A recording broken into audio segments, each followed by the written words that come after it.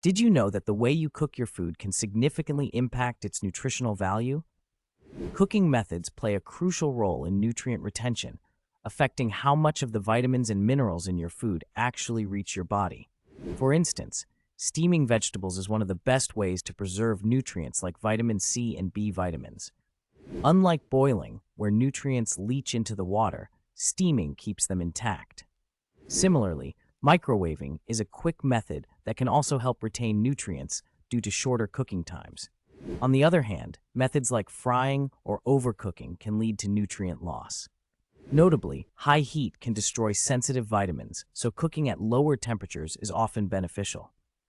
Additionally, cooking certain foods can enhance nutrient absorption, such as lycopene in tomatoes, which becomes more bioavailable when cooked. So, when planning your meals, consider not just what you eat, but how you prepare it.